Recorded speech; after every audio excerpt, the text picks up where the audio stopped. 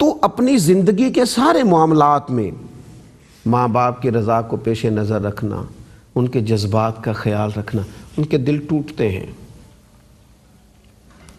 کچھ چیزوں میں وہ شدید پریشان ہوتے ہیں، کچھ باتیں تو کہہ پاتے ہیں اور کچھ وہ بوڑھے ماں باپ کہہ بھی نہیں سکتے۔ انہوں نے چونکہ زندگی اولاد کے نام کی ہے تو کوئی زیادہ سخت لفظ نہیں کہا بیٹے نے، اس نے صرف اتنا ہی کہا تھا کہ ابا جان دور بدل گیا ہے، آپ جس دور کی باتیں کر رہے ہیں وہ دور اور تھا۔ تو اتنی بات کی، لیکن ساری رات کروٹیں بدلتا رہا والد اپنی چارپائی پہ، نیند نہیں آئی۔ کہنے لگا پتر تو مجھے بتاتا ہے دور بدل گیا ہے؟ یعنی میں جس نے بھری جوانی میں نئے جوڑے پہننے چھوڑ دیے تھے کہ میرا بیٹا پہن لے گا، میں نے جس نے زندگی کے 30 سال پردیس میں اس لیے گزار دیے کہ تیری پرورش ٹھیک ہو جائے گی، تو مجھے بتا رہا ہے کہ دور تبدیل ہو گیا تھا۔ ایک دفعہ صرف کہا تھا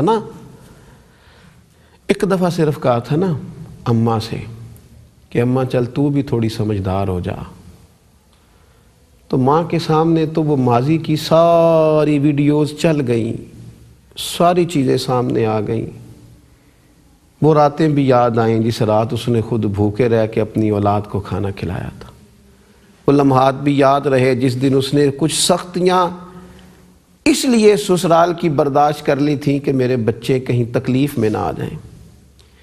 تو اتنا ہی لفظ کہا تھا کہ اماں کچھ آپ بھی سمجھدار ہو جائیں، تو ماں سوچتی ہے پتر میں سمجھدار ہی نہیں تھی، او بیٹا میں ہی سیانی نہیں تھی جو تیری خاطر بیٹھی رہی، اتنے دکھ برداشت کیے۔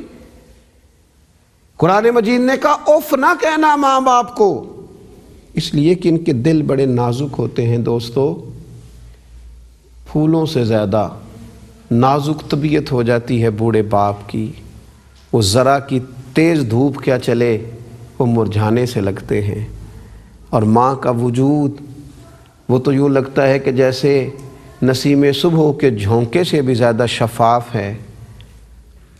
اگر تھوڑی سی بھی سختی آتی ہے تو ماں تکلیف میں آ جاتی ہے۔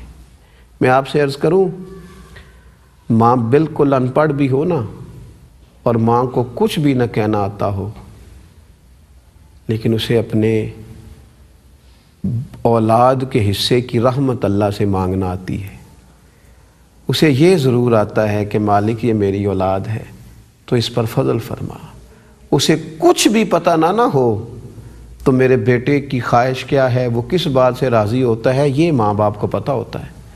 وہ کسی کالج سکول ادارے میں تعلیم یافتہ نہ ہوں تو اپنے بچوں کے لیے انہیں کس وقت کیا فراہم کرنا ہے، اس کی پوری تعلیم اللہ نے انہیں دی ہوتی ہے۔ اس لیے میرے رسول کریم صلی اللہ تعالیٰ علیہ وآلہ وسلم اس شخص سے سخت ناراض ہیں جو اپنے ماں باپ کو تکلیف دیتا ہے، سخت ناراض ہیں حضور اس سے۔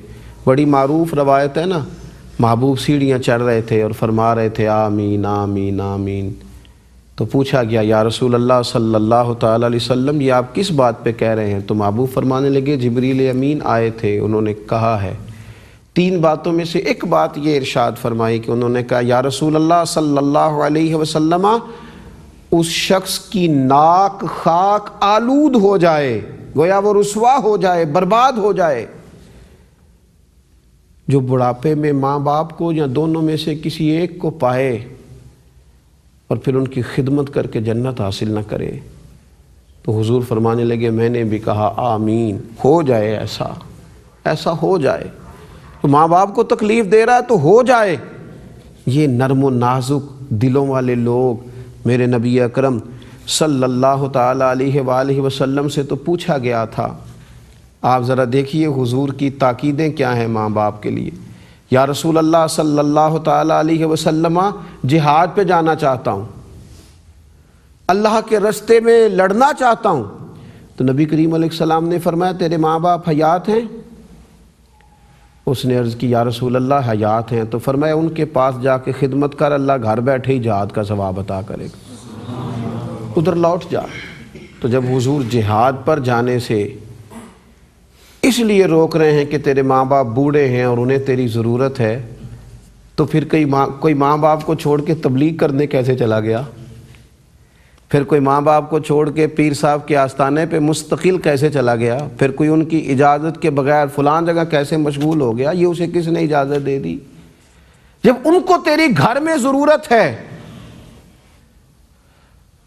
اور حضرت ویسے کرنی رضی اللہ تعالیٰ عنہ کا دل تڑپ رہا ہے رسول پاک کے لیے، اور ان کے سینے میں جو عشق کی چمک ہے وہ اتنی زیادہ ہے کہ امت آج تک اس سے روشنی حاصل کرتی ہے۔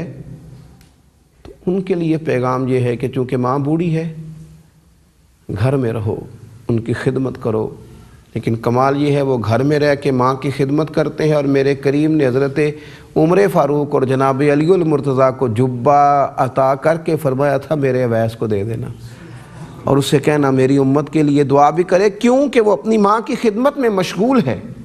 والدین کے لیے جذبات اپنے دل میں رکھنا، ان کے حق میں اپنے آپ کو ہمیشہ نرم رکھنا، اپنی طبیعتوں کو ان کے بارے میں فرما برداری والی رکھنا، اور ان سے بات کرنا تو ذرا سوچ کر،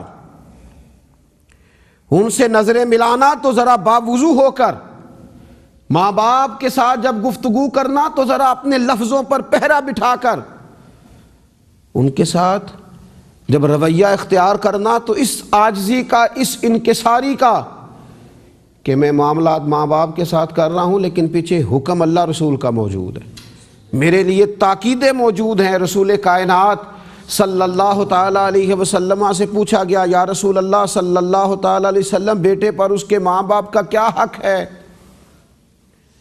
تو حضور علیہ الصلوۃ والسلام نے فرمایا وہ تیرے لیے جنت بھی ہیں، تیرے لیے دوزخ بھی ہیں۔ اگر وہ راضی ہو گئے تو اللہ نے تیرے لیے جنت کا رستہ آسان کر دیا، پھر تیرے لیے وہ منزل قریب ہے جو منزل تجھے فوز و فلاح کی طرف لے جائے گی، کامیابی کی طرف لے جائے گی، جنت کی طرف لے جائے گی۔ اور اگر وہ ناراض ہو گئے تو پھر تیرے لیے دوزخ ہے، پھر تو نے اپنے لیے جنت کے رستوں کو روک لیا ہے، پھر تو نے اپنے لیے اس چیز کو خریدا ہے کہ تیرے لیے بڑی نقصان کا باعث ہے۔ عزیزو، ماں باپ کے ساتھ معاملہ کرتے ہوئے، ماں باپ کے بارے میں اپنے رویوں کو درست رکھتے ہوئے اپنی زندگی کو گزاریں، اور ہمارے جو روزمرہ کے معاملات ہیں اس میں بھی اگر ہم خیر چاہتے ہیں تو ہمارے نبی پاک علیہ الصلوۃ والسلام نے ہمیں وہاں بھی خیر عطا فرمائی۔ ہم تو جاتے ہیں نا تعویذ لینے اور بابا صاحب سے دم کرانے، بلے شاہ آسمانی اڈدیاں پھڑنا ہے، جیڑا گھر بیٹھا انہوں پھڑیا ہی نہیں۔